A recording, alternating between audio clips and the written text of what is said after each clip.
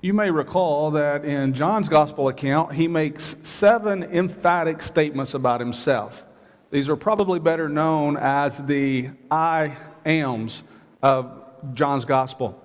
He says in John chapter 6, I am the bread of life. He said in chapter 8, I am the light of the world. He said in chapter 10, I am the door. Also in chapter 10, he said, I am the good shepherd. In chapter 11, he said, I'm the resurrection and the life. In chapter 14, he said, I'm the way, the truth, and the life. In John 15, he said, I am the vine. 7 I am statements. Tonight, I want us to look at the second of those 7 in John chapter 8. So I hope you have a Bible. Open to John chapter 8. And you'll notice down about verse 12, after a very familiar story in verses 1 through 11, Jesus in verse 12 makes this emphatic, bold, I am statement. And he said it like this, I am the light of the world, and he who follows me shall not walk in darkness, but have the light of life. Now, when we look at this context, I think there are some important things that we ought to observe, and so tonight I want us to do that in the next few minutes. 3 things I think we need to see together. The first is what I would call the big picture. The big picture. Jesus says, I am the light of the world. And then in the very next verse, you look at verse 13, it says, the Pharisees therefore said to him, you bear witness of yourself, your witness is not true. Jesus makes this bold, emphatic claim, I am the light of the world. And then the enemies of Jesus, in this case the Pharisees, they're standing in the way of him. They basically halt him from saying any more about that. Not that Jesus couldn't have said more about it if he wanted to. He could have, but he didn't. Matter of fact, he said nothing else about light the rest of this chapter. He said, I'm the light of the world. He was about to embark perhaps on one of the greatest sermons we might ever hear. And then the Pharisees say, you bear witness of yourself. Your witness is not true. And it's almost like they stop him from saying what he wants to say. But I want to show you something. Nobody could ever stand in the way of Jesus. Nobody could stand in the way of his truth. No one can stand in the way of his purpose. Now, it's almost like they're getting in the way of Jesus saying what he wants to say. And so let's just see how Jesus uses their opposition to work to his advantage. Here's the big picture of this context. So this is how Jesus answered them in verse 14. He said, even if I bear witness of myself, my witness is true, for I know where I came from and where I am going, but you do not know where I come from and where I am going. You judge according to the flesh. I judge no one. And yet if I do judge, my judgment is true. For I am not alone, but I am with the Father who sent me. It is written in your law that the testimony of 2 men is true. I am the one who bears witness of myself, and the Father who sent me bears witness of me. In verse 13, they said, you bear witness of yourself, and your witness is not true. There's a footnote in my Bible that says this means it's not valid as testimony. They were basically saying, you can't say this, you can't bring evidence or testimony to us based upon what you say. You'd have to have someone else to validate that. The testimony of one person is not true. And in John chapter 5, Jesus acknowledged that.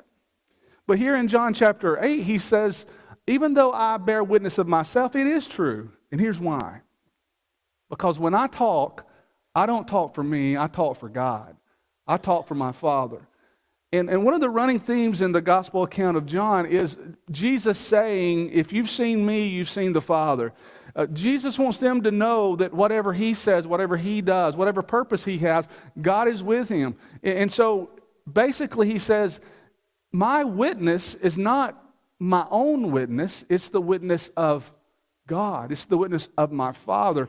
And so even though they tried to stand in the way of saying, how can you say you're the light? For when Jesus said, I am the light of the world, the only reason he could say that would be because he was from God. You remember at the beginning of John's Gospel, when it's talking about the Word, and it says the Word was God, and the Word was with God. And then it later says there in John 1 verse 4, and the Word was life, and became the light of men. So the only way that John, or rather that Jesus could say, I'm the light of the world, is because he was saying, I'm from God.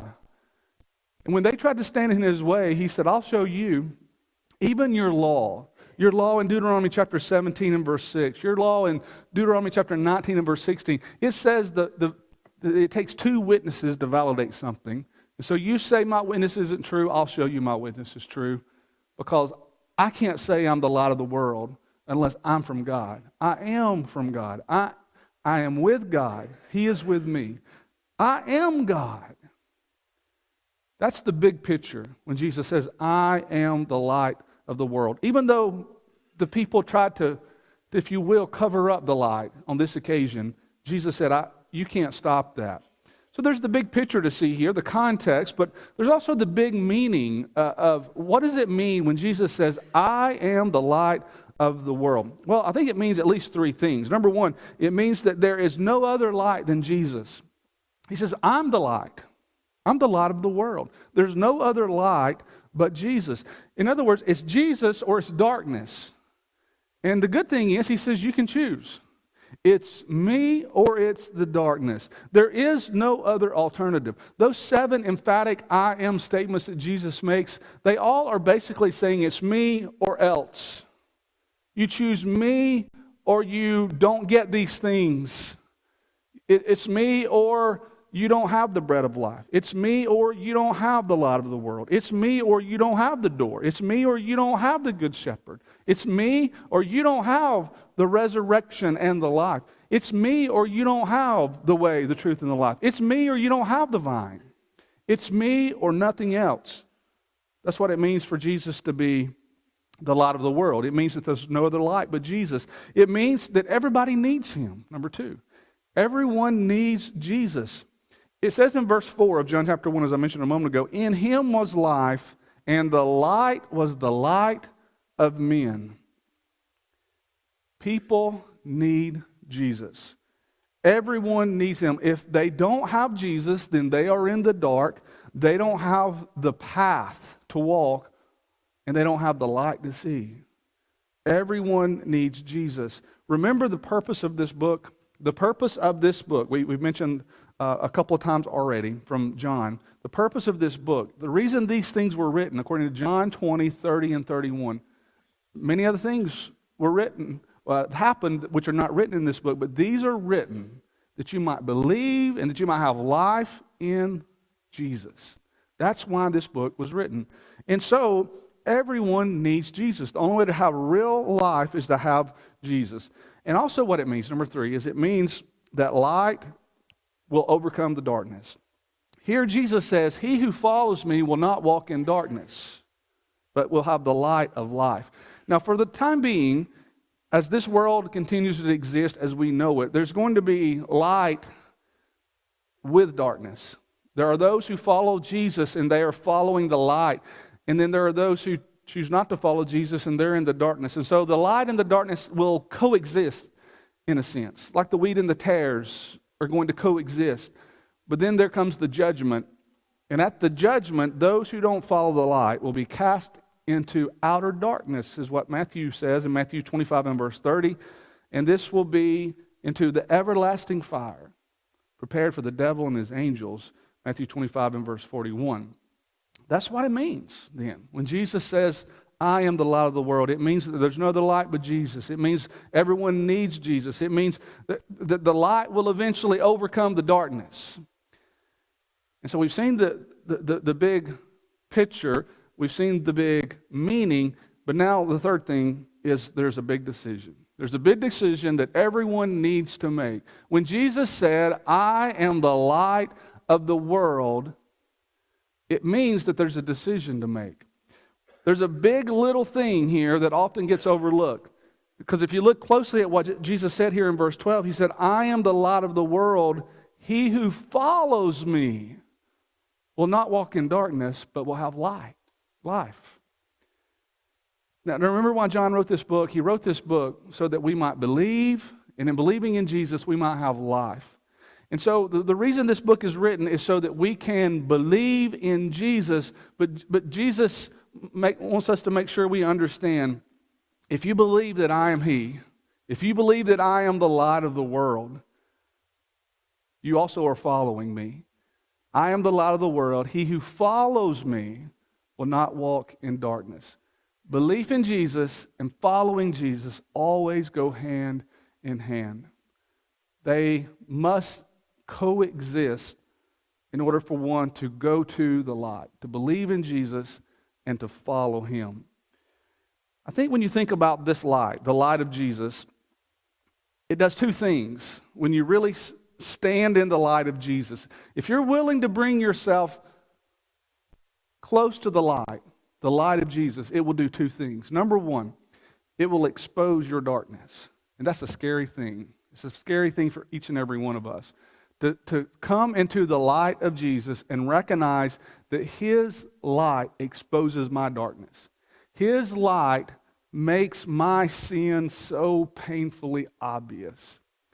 And someone says, I don't want any part of that. I don't want to let the light expose my darkness. I'd rather keep that to myself. That's a choice that you have, but it might be compared to being given an early diagnosis of something that can kill you, like cancer. No one wants to be diagnosed with cancer, but I'm telling you, if you have cancer, you want to be diagnosed with it, and hopefully at an early point where it can be treated. And that's kind of like the light of Jesus shining on our own darkness individually. We want that to be exposed so it can be treated. And so that's the first thing, that the light of Jesus exposes our individual darkness. But then the second thing is, after we see our sin, after our darkness is exposed, and we believe in Jesus, and we do like he says, we follow him, and then we have the light and the life that he wants us to have, then the light of Jesus makes everything else in the world the way God wants it to be. Everything else in this world is the way God wants it to be when the light of Jesus shines on it. When it shines on us, and then as we go out and shine on the world. And so I'll leave you with this thought. We're going to sing a new song here in just a moment. Kent's about to come up, but I'll leave you with this thought. Jesus said, I am the light of the world. But I want to leave you with this thought. He wants you to be the light of the world too. You are the light of the world. A city set on a hill, it cannot be hidden. Therefore, let your light shine before men, that they may see your good works and glorify the Father who's in heaven.